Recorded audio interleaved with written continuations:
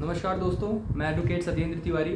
आज मैं आप लोगों के सामने डिस्कस करने जा रहा हूँ म्यूचुअल डाइवोर्स के बारे में। क्या होता है म्यूचुअल डाइवोर्स? आप लोगों ने देखा होगा, फिल्म स्टार्स लोग जो होते हैं वो एक दिन अनाउंस करते हैं कि हाँ हम लोग सेपरेट होना जा रहे हैं, अपने हस्बैंड वाइफ जो भी लोग होते हैं कि हाँ जी हम सेपरेशन चाह रहे हैं। सेपरेशन के कुछ ही दिनों बाद पता लगता है कि वो लोग सेपरेट भी हो गए हैं और उनका डाइवोर्स भी हो गया।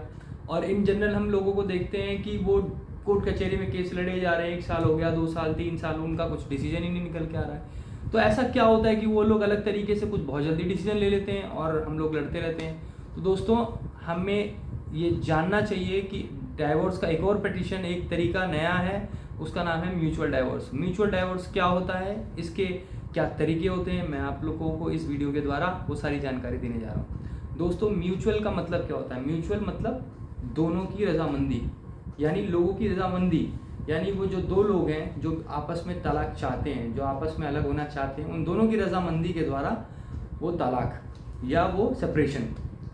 तो दोस्तों, म्यूचुअल डाइवोर्स के अंदर क्या चीज़ नया होता है और इसके क्या फॉर्मेट्स होते हैं? एज अ एडवोकेट, मैं अपने एडवोकेट जूनियर भाइयों के लिए भी और वो सारे लोग जो लॉ को जानना चाहते हैं या समझना चाहते हैं, उन लोगों के लिए मैं इन्फॉर्मेशन रख रहा हूँ। तो दोस्तों, म्यूचुअल डाइवोर्स एक प्रोसेस है जिसको 2 मोशंस के द्वारा गुजरना पड़ता है, first motion and second motion.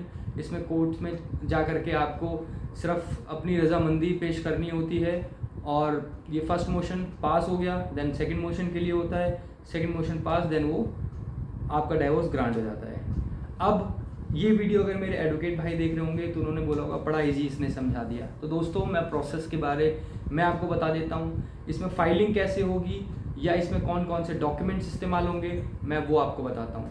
तो दोस्तों, फाइलिंग में एक सबसे इम्पॉर्टेंट चीज़ क्या यूज़ होती है? इसमें सबसे पहली इम्पॉर्टेंट चीज़ होती है MOU, यानी मेमोरेंडम ऑफ अंडरस्टैंडिंग। एक MOU एग्रीमेंट बनता है दोनों पार्टियों के बीच में और वो एग्रीमेंट स्पेसिफाई करता है कि ये दोनों लोग किन शर्तों पे अलग होना चाहते हैं।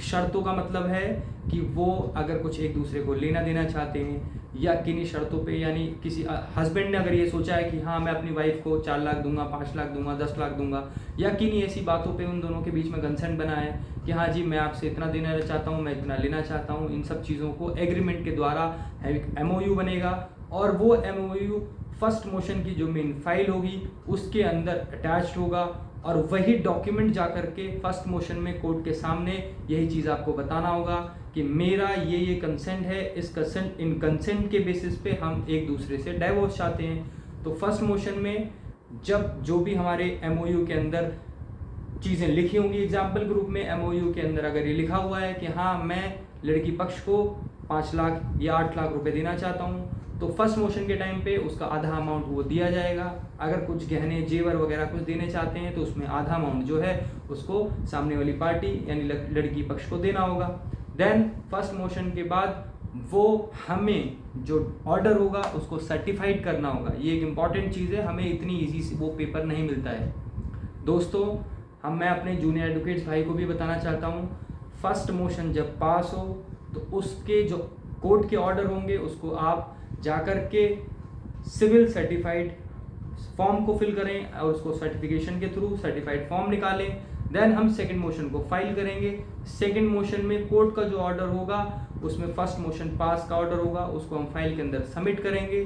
देन सेकंड मोशन आएगा। सेकंड मोशन में कोर्ट के सामने जा करके हमें यही बात कहनी है कि हमने फर्स्ट मोशन में जो हमारा अमाउंट था, जो हमें लेन करना था, वो चीज़ें हमने दे ली हैं, जो बचा है वो हम दे रहे हैं।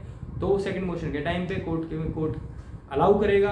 कोर्ट ये कहेगा कि हाँ अभी भी आप लोगों को कोई ऐसी प्रॉब्लम, कोई दबाव, कोई इंड्यू इन्फ्लुएंस या कोई ऐसी चीज़ जो आप लोगों को अलग करना चाह रही है, आप सोच लीजिए, क्योंकि ये जो है फाइनल मोशन है। अगर इसमें आप लोगों को कोई कंसेंट या कोई प्रॉब्लम नहीं होती है तो कोर्ट इसको इजीली आपसे कुछ क्वेश्चंस करेगा। पर्सनली क्वेश्चंस भी कर सकते हैं, दोनों पार्टियों को अलग अलग बुला कर भी क्वेश्चनिंग की जा सकती है। अगर कोर्ट को लगता है कि हाँ इसमें कोई दबाव नहीं है, कोई इंड्यू इन्फ्लुएंस नहीं है, कोई अलग से प्रेशर या कोई ऐसी चीज़ नहीं है इसके अंदर, तो वो उसको अलाउ करते हैं। अलाउ करने का मतलब आपका डाइवोर्स हो गया। ये एक फाइनल डाइवोर्स है। इसमें आपको कुछ नहीं करना होता है।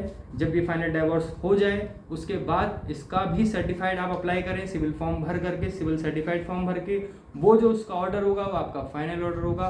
तो दोस्तों इसके बाद आप म्यूचुअली डाइवोर्स ले चुके हैं, इसके बाद आप सेपरेट हो चुके हैं। तो ऑफिशियली सेपरेशन होता है म्यूचुअल डाइवोर्स के द्वारा। म्यूचुअल डाइवोर्स आज के टाइम में बहुत ईजी और सिंपल प्रोसेस है। आजकल दोस्तों म्यूचुअल डाइवोर्स के द्वारा लोगों को ईजिली, अगर आपस में नहीं बन रही है किसी की, नहीं रहना चाहते हैं, तो ईजिली एक शर्तों के द्वारा दोनों लोग आपस में एक शर्त डिसाइड कर लें, एक म्यूचुअल कंसेंट डिसाइड कर लें कि हाँ हम इन शर्तों पे अलग होना चाहते हैं, एक MOU बनाएं और सेपरेट हों।